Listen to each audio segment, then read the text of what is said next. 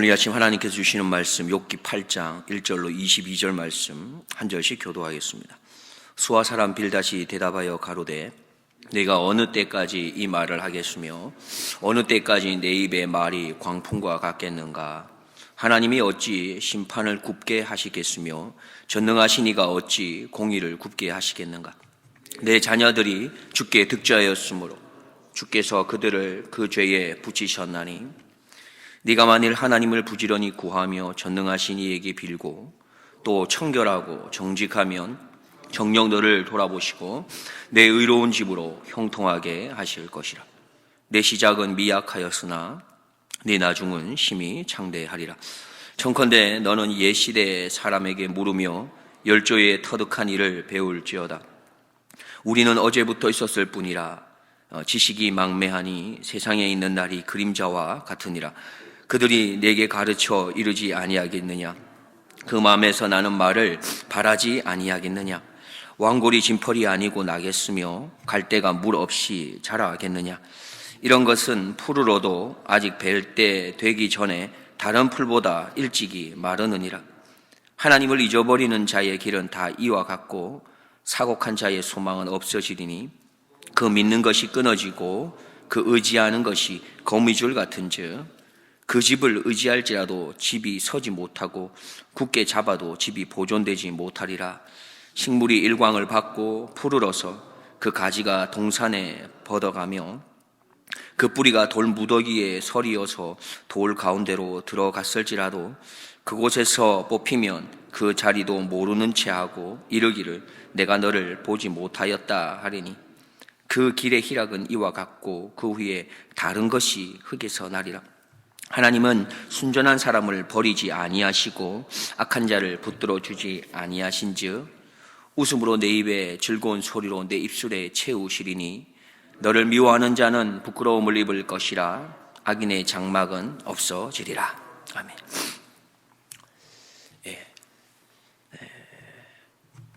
오늘 본문은 욥기 4장에서 욥을 향해서 처음 자신의 생각을 이야기했던 친구 엘리바스에 이어서 두 번째 친구 빌닷이 욥에게 자신의 생각을 이야기한 것으로 시작하고 있습니다.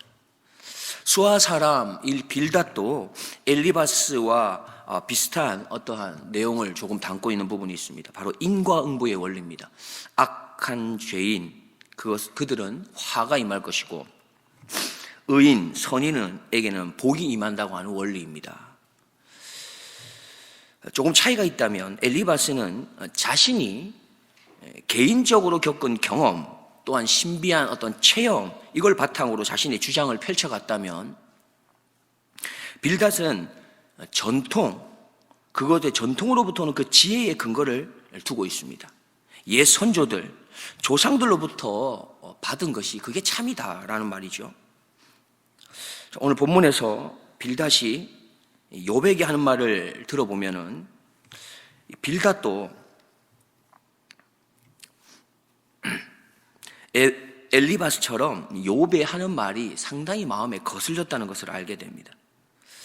욥, 너가 하는 그런 말은 합당치 않은 말이야. 너가 지금 그렇게 말해서는 안 되는 거야 라고 이야기하는 거죠. 2절입니다. 네가 어느 때까지 이 말을 하겠으며 어느 때까지 내 입의 말이 광풍과 같겠는가. 그렇게 말해서는 안 된다는 것입니다. 그러면 도대체 욥이 어떤 말을 했기에 그가 이렇게 흥분하는 것일까요? 빌닷은 욥의 말을 들으면서 생각했습니다. 지금 욥이 하는 그 말은 하나님의 공의도 잘못됐고 하나님의 정의도 잘못되었다고 말하고 있다고 그는 생각했던 거죠. 그래서 이렇게 말하지 않습니까? 3절입니다. 하나님이 어찌 심판을 굽게 하시겠으며 전능하신 이가 어찌 공의를 굽게 하시겠는가. 너 지금 잘못된 말을 하고 있어. 하나님은 공의로운 분이야. 하나님은 정의로우신 분이야. 그는 잘못된 것이 없이 분명하게 인과응보에 맞게 그렇게 판단하신 분이라고 이야기합니다. 사실 욥이 어떤 사람입니까? 우리가 아는 것처럼 욥은 하나님 앞에서 친히 의로운 자라고 인정받았던 자가 아닙니까? 지금 빌닷은 그저 욥이 말하고 있는 그 말에만 집중할 뿐입니다.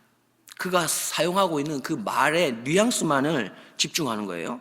직설적인 표현, 조금은 격해 보이는 말투, 하나님을 향해서 불평스러운 말을 이어가는 것 같은 거죠. 바로 그러한 표현이 빌닷에게는 이렇게 보인 겁니다. 그가 지금 하나님을 향해서 악한 말을 하고 있구나, 죄 짓는 말을 하고 있구나, 지혜 없는 말을 하고 있구나 라고 보았던 겁니다. 하나님은 공의롭고 의로우시기에 지금 욥이 당하고 있는 이런 엄청난 이런 고난을 보면서 빌닷은 생각합니다. 하나님께서는 무죄한 자에게 이런 고난을 내리실 리가 없다고 생각하는 거죠. 만약 하나님께서 무죄한 자에게 벌을 내리신다면 그건 하나님이 인과응보의 원리를 따르지 않는 거다. 하나님이 스스로 만들어 놓으신 그 창조의 원리, 뿌린 대로 거둔다라고 하는 원칙에 어긋나시는 거다. 하나님은 그럴 수 없다라고 그런 생각했던 겁니다. 빌닷에게 있어서도 이 인과응보의 원리는 하나님의 선하심, 그 의로우심을 나타내는 가장 중요한 개념이었던 것입니다. 그래서 빌닷은 더 강하게 말을 합니다. 인과응보의 결과라고 4절에서 내 자녀들이 주께 득죄하였으므로 주께서 그들을 그 죄에 붙이셨나니. 무슨 말입니까? 너희 자녀들이 지금 이렇게 갑자기 죽은 거 이거 그냥 이루어진 게 아니야. 너희 자녀들이 무언가 잘못했기 때문에 하나님이 인과응보로 그의 결과를 합당하게 받은 것이야 말합니다. 사실 빌닷은 욥의 자녀들이 어떻게 살았는지, 어떤 사람인지, 또 어떤 죄를 지었는지 보지도 못했을 것입니다. 단지 그가 욥의 자녀들을 정죄하는 이유는 바로 욥의 자녀들에게 찾아온 이 결과를 보고 바로 인과응보의 원리를 적용해서 추론했을 뿐입니다. 모든 재산도 잃고 모든 자녀를 다 잃고 아내도 자신을 저주하며 떠났고 자신의 몸마저 만신창이가 되어버린 그런 상황에서 자신을 위로하겠다고 찾아온 친구들이 하는 말이 너의 자녀들이 죄를 지어서 그런 거야. 너희 자녀들이 악을 행해서 그런 거야. 너희 자녀들의 죄 때문이야. 라고 지금 인과응보의 결과를 말하고 있으니 지금 욥의 심정이 어떠하겠습니까? 그러면서 계속 이어서 빌닷이 이렇게 말합니다. 지금 너라도 빨리 회개해. 너라도 빨리 회개하고 돌이켜야 돼. 그러면 지금 그 안타까운 상황, 지금 이런 처절한 상황, 지금 이렇게 미약한 상황에서 벗어나서 아마도 하나님께서 너를 창대하게 해주실 수도 있을 거야 라고 얘기합니다. 5절에서 7절 말씀이죠. 네가 만일 하나님을 부지런히 구하며 전능하신 이에게 빌고 또 청결하고 정직하면 정녕 너를 돌아보시고 내 의로운 집으로 형통하게 하실 것이라. 네 시작은 미약했으나 네 나중은 침이 창대할 거야 라고 얘기합니다. 여러분 너무나 익숙한 여기 말씀이지 않습니까? 그리스도인이란 말 모르지 않을 만큼 7절 말씀, 내 시작은 미약했으나 내 나중은 심히 창대하리라. 유명한 말씀이죠. 우리가 개업 예배를 드리면서 지금은 작게 시작했습니다만 하나님께서 이 사업 또 이 가게의 주인이 되시어서 앞으로 크게 장대하게 될 것을 또 하나님의 그런 인도함을 구하면서 그렇게 예배하는 것, 그게 뭐가 그렇게 잘못이겠습니까? 그러나 빌닷이 지금 욥에게 했던 내 시작은 미약했으나 내 나중은 심히 창대하리라 하라고 하는 이 말은 욥에게 전혀 도움이 되지 않는 말이며 오히려 낙담케 하는 말이라는 것이죠. 우리가 아무리 좋은 말을 한다 해도 그 말을 듣는 상대방의 상황과 형편을 고려하지 않으면 그 좋은 말이 도리어 독이 되는 말이 될 수도 있다는 거죠. 무수히 많은 사람들을 살릴 수 있는 말이 누군가에게는 그의 영혼을 갈기갈리 찢어놓는 끔찍한 폭력이 될 수도 있다는 그 사실을 우리는 기억해야 할 필요가 있는 겁니다. 8절입니다. 청컨대 너는 옛시대 사람에게 물으며 열조의 터득한 일을 배울지어다. 8절부터 10절 말씀을 보면 빌닷은 인과응보의 법칙에 이어서 두 번째로 옛시대의 사람, 열조의 가르침, 전통적 지혜에서 배우는 것이 합당한 거다라면서 자신의 주장을 펼쳐갑니다. 빌닷은 우리의 인생은 그림자 같다, 너무 짧은 것이라고 이야기하며 욥에게 이렇게 말하지요. 너는 지금 그 짧은 인생 가운데 네가 알고 있는 그거, 그 짧은 인생 가운데 네가 경험한 그거 주장할 거 아니야. 옛 선진들의 그 축적되어진 더 많은 배움, 그 더 풍성한 경험을 따르는 것이 맞는 것이야 라고 이야기하는 것입니다. 그러면서 빌닷이 11절 이하 19절 말씀에서 세 가지의 예를 들어서 이렇게 얘기하죠.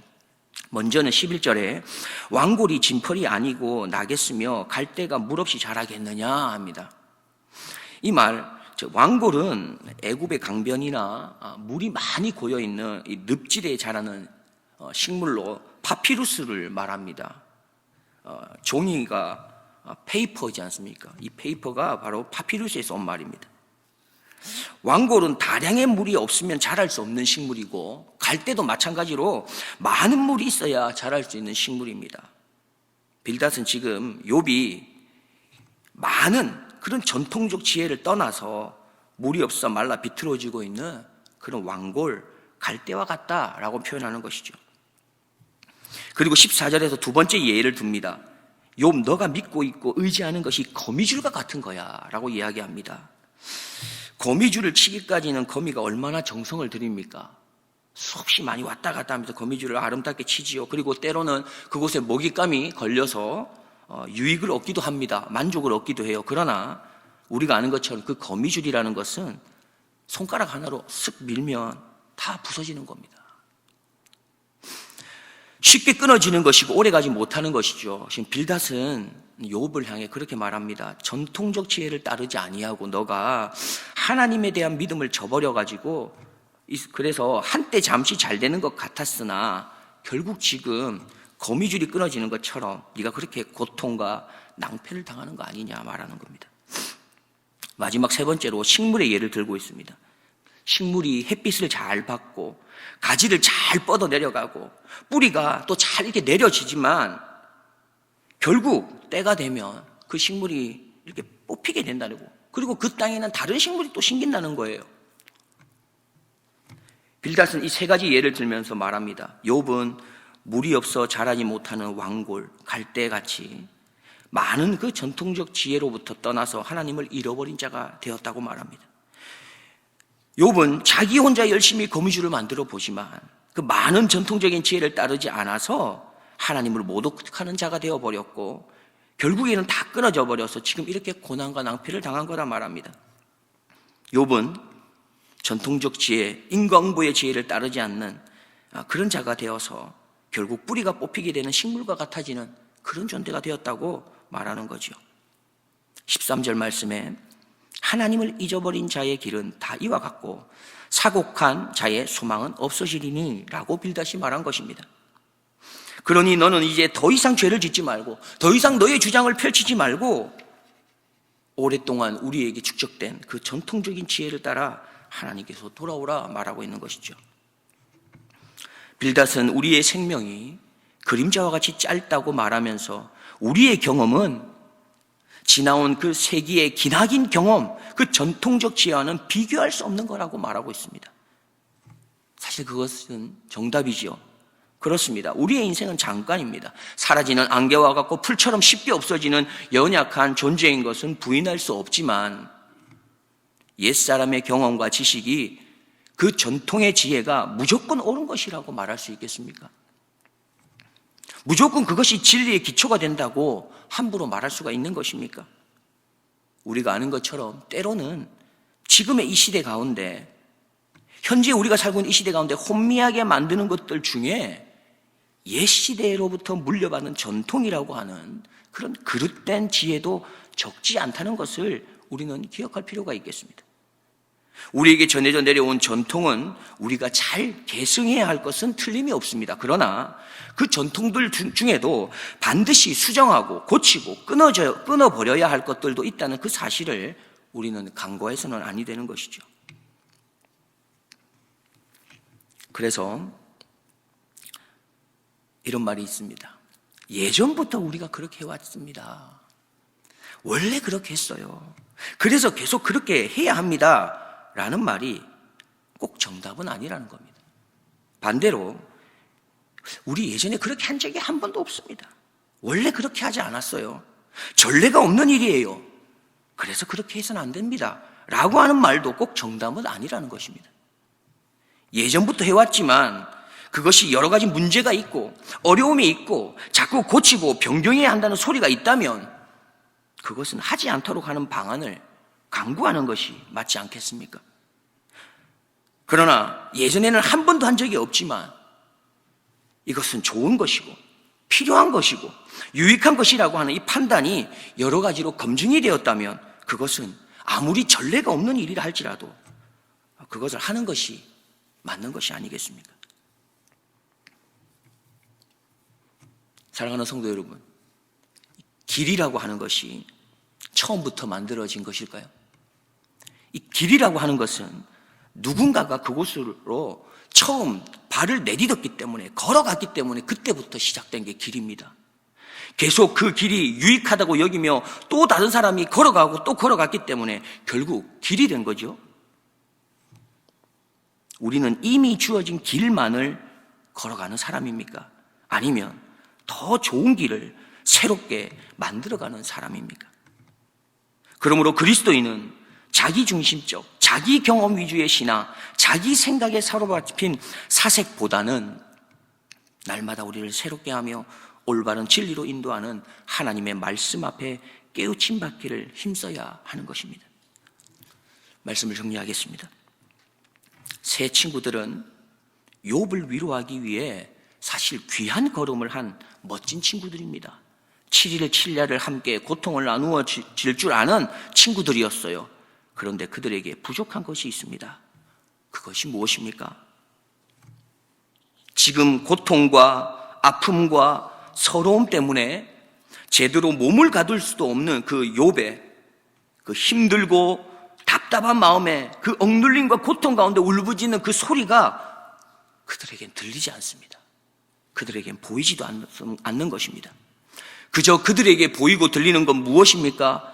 욥이 하는 말, 욥이 하는 행동, 그것이 자신들이 배운 것과 자신들이 경험한 것들 안에서 지금 욥이 바르게 말하는가, 틀리게 말하는가, 그것만을 판단하고 있는 것이죠.